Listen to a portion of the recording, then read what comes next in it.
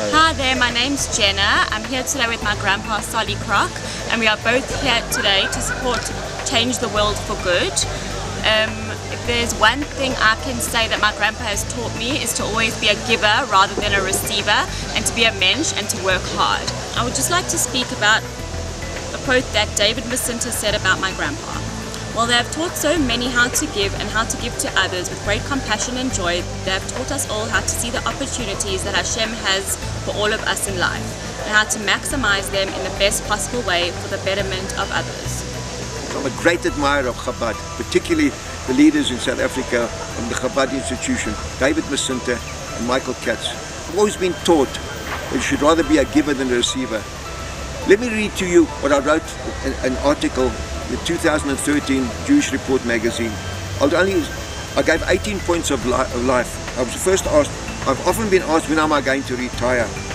Hashem has blessed me with good health, a youthful disposition, enthusiasm, and a never say die attitude, and a positive approach to life.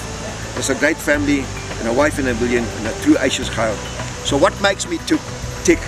Now let me tell you, although I've written 18 points of life, I'm going to just mention a few of them. First of all, I always say to everybody, be a mensch. And then put a smile on everybody's face. Help, what a pleasure on putting a smile on somebody else's face. Give, you don't get poorer when you give. And then of course the most effective way to teach is by example. I remember when I once asked one of the famous Tolchik twins rabbis from New York, they now passed on, I asked them, what should I teach my children? What three things should I teach my children? And they said, example. Now, if you're a giver, my late father also taught me, rather that somebody knocks on your door and you be the giver. But let me just tell you something, those who give always receive. You never get poorer for doing that. But one of the great things that the Rambam, my mother, has taught the world, is that the greatest mitzvah of giving on the ladders of tzedakah is to teach somebody how to make a living. Teach them how to fish so they can be sustainable and have parnosa. And I think that's one of the great mitzvahs, is to help people, to have a smile on their faces and feel good and gratified. Because the joy of giving is incalculable in the creation of alleviation of poverty. If you help people have to set up a business, or you help them out in a time of need, which you get, the giver always gets the receiver, and he's the guy that gets the real covet and the mitzvah.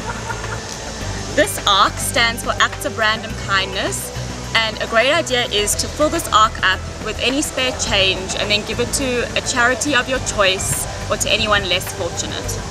This is the ark that we've distributed thousands of them to people around South Africa, folks, at supermarkets, at venues. But I want to ask everybody a question. When is it that this ark only rattles? Look, it's rattling now when it's full. So please, everybody, fill it up.